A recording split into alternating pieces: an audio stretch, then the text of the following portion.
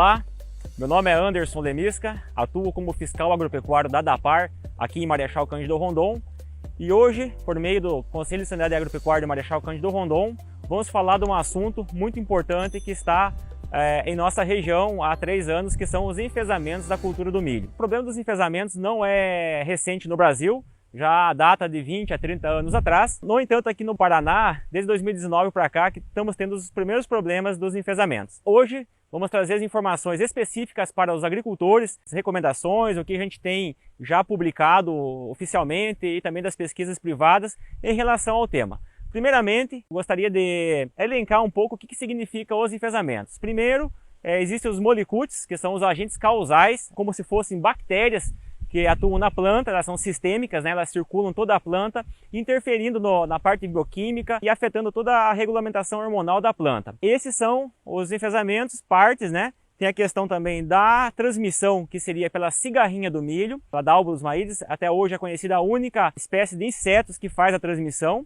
E também temos o hospedeiro, tanto da cigarrinha do milho, quanto dos molicutes, que são os agentes causais dos enfezamentos, que são a cultura do milho, seja ele voluntário ou comercial também. Em relação aos enfezamentos, o que nós vemos nas plantas são os sintomas, né? Geralmente temos folhas avermelhadas, folhas amareladas também e folhas da cor um verde limão.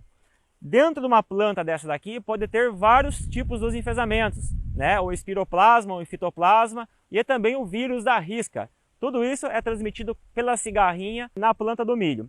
Outra situação que a gente percebe a campo dos sintomas são a presença de multiespigamentos, né? Ou várias inserções de espigas sem formação de grãos nelas, né? Outra coisa que a gente observa em várias plantas atacadas também é a questão da raiz. Ela é bem menor quando comparada com uma planta considerada normal, né? A espiga também, formação de espiga de uma planta considerada normal, ela está perfeita.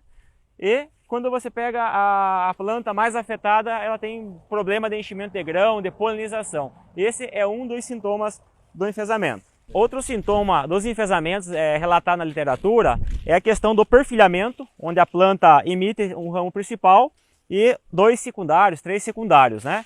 Então essa aqui é uma planta sintomática que a gente observa aqui. Outro sintoma típico dos enfezamentos são o acamamento da planta.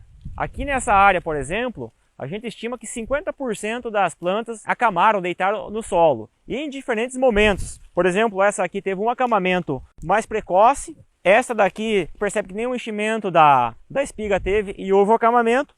E essa daqui mais recentemente, uma planta verde e também houve dobramento do colmo e caiu ao chão. Sempre quando a gente observa a questão do acamamento, tem a questão do fungo associado também. Que, por exemplo, a gente percebe a presença do fungo dentro do colmo, né? Essas aqui a gente já encaminhou para análise, tem os fungos de podridões de colmo, né? A princípio a gente entende que o enfezamento enfraquece a planta e os fungos oportunistas de solo acabam dando problema de tombamento das plantas. Além do tombamento de planta, nesta área a gente observou também que plantas com sintomas típicos dos enfezamentos tiveram um problema na granação das espigas. Provavelmente há problema de interferência dos fótons assimilados para as espigas, comprometendo o enchimento de grão. Em relação ao manejo dos enfezamentos da cultura do milho, a Embrapa recomenda diversas práticas de controle, sendo que elas necessitam ser integradas para ter a máxima eficiência. Entre as medidas preconizadas pela Embrapa Milho e Sorgo, é a sincronia da semeadura do milho, a questão da escolha do material geneticamente tolerante ou mais resistente, tratamento de semente para controle dos insetos iniciais, o monitoramento da cigarrinha é extremamente importante porque tem áreas que a gente vai observar que tem cigarrinha e tem áreas que não tem, então o monitoramento é super importante e, se necessário, a utilização do controle químico. Lembrando, sempre com o auxílio de um profissional da agronomia ou agrotóxico registrado, cadastrado na DAPAR, para melhor eficiência. Dentre as práticas elencadas aqui, uma que é de fundamental importância é a eliminação do milho voluntário, milho tiguera ou milho guacho, como é conhecido. Esse milho, ele traz sérios problemas para a cultura do milho safra e safrinha. Ou seja, essa planta ela é hospedeira tanto da cigarrinha do milho, quanto da multiplicação dos molicutes. Então, entende-se que o milho voluntário ele inicia uma população de cigarrinha e isso vai se multiplicando. Uma cigarrinha, por exemplo, pode ovopor de 400 a 600 ovos com alta viabilidade e isso migrar para o milho safra, acabar se multiplicando no milho safra também e chegar no milho safrinha, que é a nossa principal safra de milho, com uma grande população de cigarrinhas atacando ao milho safrinha já na fase inicial. Nos nossos levantamentos de monitoramento da ADAPAR, via análises laboratoriais, a gente tem observado a presença dos enfesamentos, dos molicutes, né, em plantas voluntárias de milho.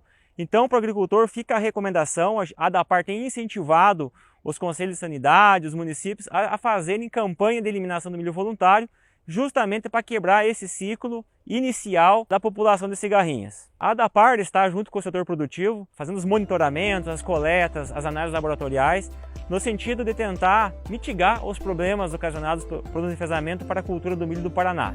E em caso de dúvida, a ADAPAR fica à disposição para que for necessário.